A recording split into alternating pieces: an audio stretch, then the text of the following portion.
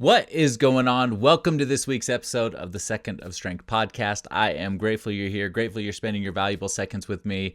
Look, I'm excited about this episode because I think that a lot of people that I talk to, people that are close to me, people that I meet while I'm speaking, are struggling with some of these things. And so what I'm excited about is to put this out into the world. Hopefully it helps you. If maybe it's not you, maybe it's someone you know. If it is someone you know, share this with them, share this episode with them. The only way we can really get this episode out to more people and help more people is by sharing it with them, or if you go and leave a rating and review for the show. But today, really what I want to talk about is the stories that we tell ourselves.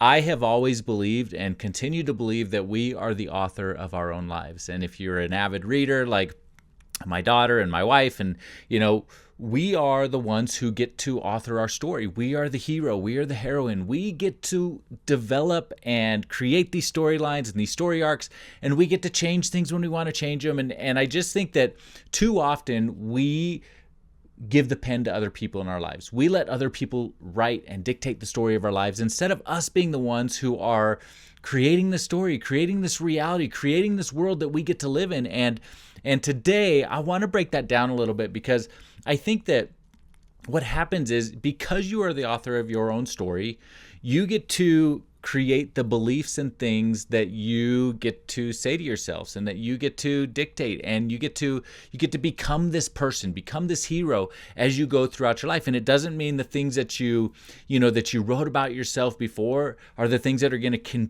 carry with you for the rest of your life. And sometimes those things that we wrote and we put into our lives are the things that we want to carry with us. And if they're not, then we're the ones that get to change. We get to develop. We get to write a new story. We get to change the way things are.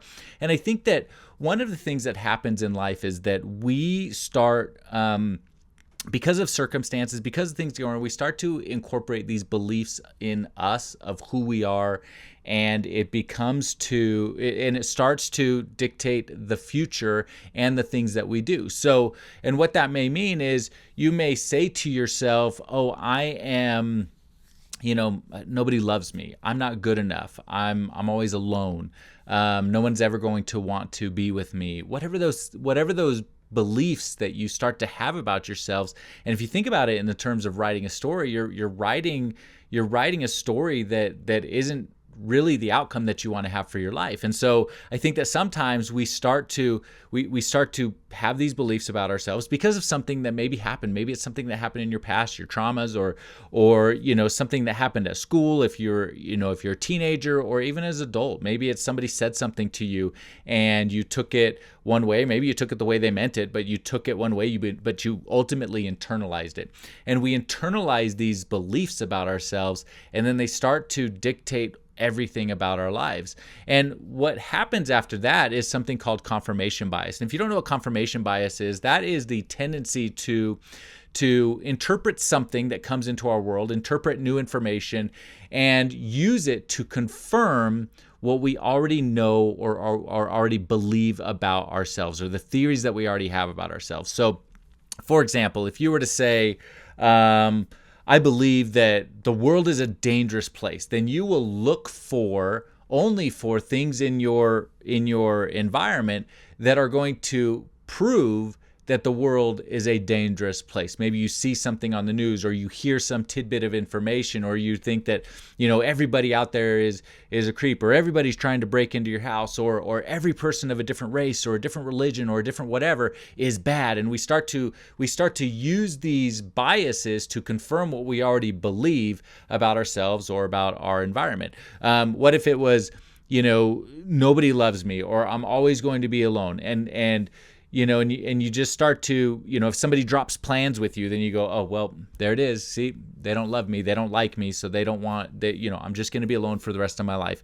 Or you say, you do something, and maybe the way they react is one way or another, and you immediately start thinking, oh, they're thinking something negative about me. Great. Now they're never going to invite me again. They think I'm the worst. Like I'm always going to be alone. And you start to look for things in the environment that are going to support your theory or your belief about yourself. And the reality is that when we do that, we are typically not supporting or benefiting our future self. We are limiting our potential. There are times where your confirmation bias really does support you. Maybe you're somebody who's like, man, I'm the luckiest person in the world. And then you start looking for things in your environment that prove that you're the luckiest person in the world, right? Or maybe, you just have this confidence about you, and I'm so confident, and then you look for ways to support that. So confirmation bias can really go either way, but the question is, what story are you writing about yourself? What are you telling yourself? What hero or heroine are you?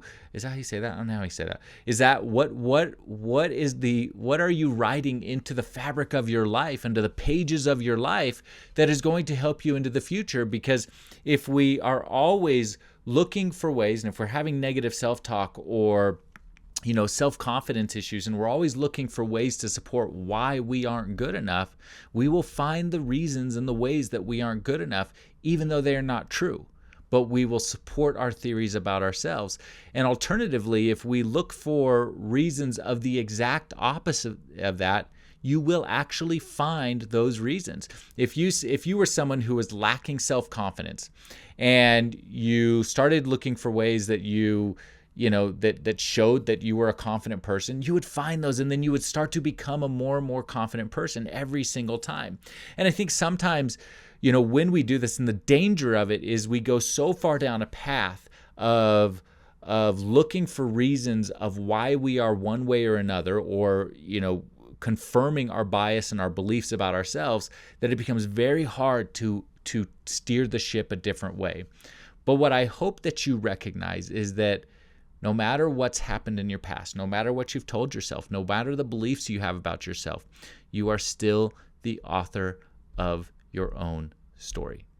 You are still the one who gets to decide what you're going to write about yourself, what you're going to do, and it doesn't mean that it's not going to be hard or difficult, and it doesn't mean that you might have to use your 1 second of strength to choose to say something different about yourself, to choose to believe something else, to choose to have positive self-talk, to choose to reject the negative things you're saying about you. Sometimes you just have to find your 1 second of strength and choose a different path, but you're still the author of your story. So what we need to do is we literally need to turn the page on our life. If you are the author of your own story, end the chapter, put a period on it, turn the page, and start again.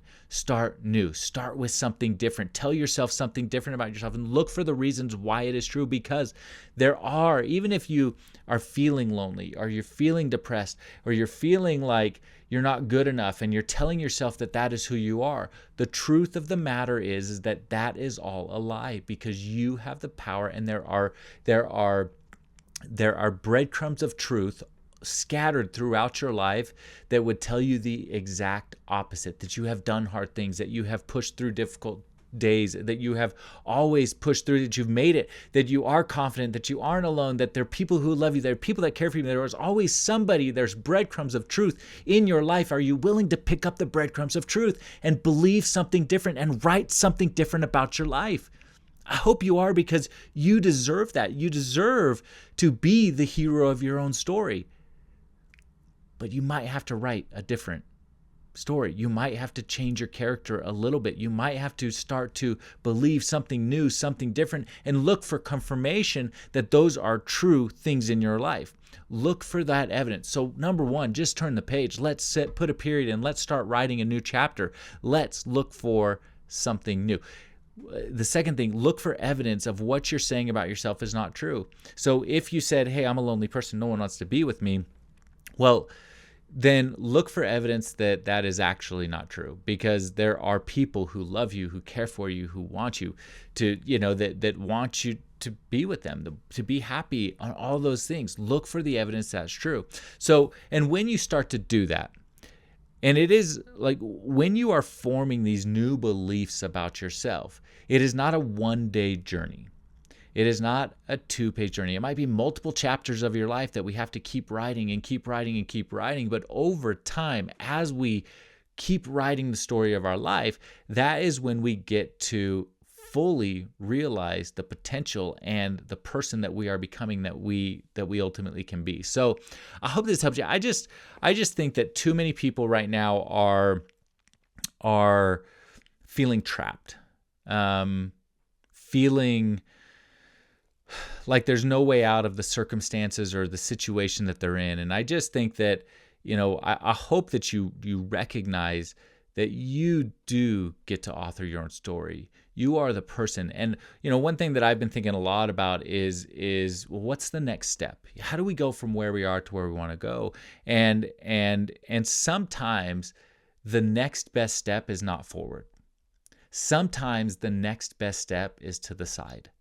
And sometimes the next best step is backwards. Sometimes to move forward, we don't have to go forward. Sometimes it means moving a different direction so that we can set ourselves up for success tomorrow. And I just believe that when you start taking control of your life and authoring your own story and writing into the fabric of those pages, the beliefs and the goodness and all the things that you are, and you couple that with taking steps in the right direction, which may not be forward. But when you start to do that, you emerge the hero. You emerge as this person who can accomplish almost anything just because you're willing to try, just because you're willing to move forward. So don't believe everything you think. Don't believe all the things that you think about yourself and what you've told yourself in the past and the things that you're confirming, and you're looking for reasons of why you're not good enough. Don't believe everything you think, because the reality is some of those things are lies. And when you decide to not believe the lies that you have been telling yourself, the next best version of you will emerge, and you will become exactly who you can become. So I hope this helps you today.